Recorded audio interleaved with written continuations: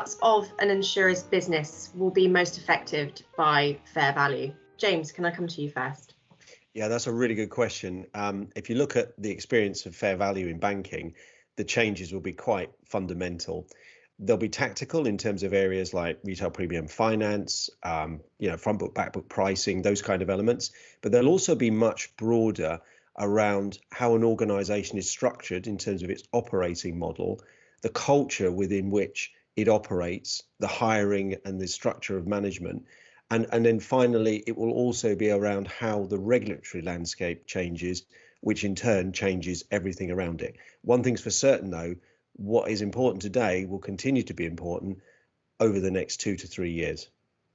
I think there's two other areas where the industry will change. The first one is the distribution channels, the price comparison websites, some of the other areas. So the issue of price comparison might change into value comparison. And we've already seen models in other parts of the world where not only are you showing the price, but you're also showing value comparison as well. That's a very different model, and we could see some changes in that area. The other change that I think we're seeing an extraordinary amount of at the moment is new competitors coming into the space. So I think there'll be a lot of change and a lot of opportunity that if existing insurers are unable to take advantage of that opportunity, there's plenty of investment coming into the space to drive new competitors in that will take advantage of these opportunities, that won't have the same front book, back book prices that the existing suppliers have, that can do fair value and do good value pricing as well for customers. So I think there's a lot of change coming.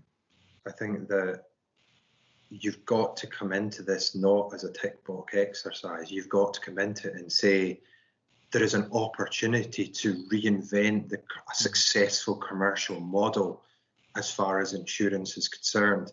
And I completely agree with you. It'll be the ones that approach it from that perspective about how do I use this to, again, come back to deliver a fantastic, I really deliver for my customers and therefore I'll deliver for my bottom line, as opposed to how do I tick the box for the regulator and I somehow will work out how I still deliver my bottom line. I agree with you. I think the ones that fall into that will probably struggle.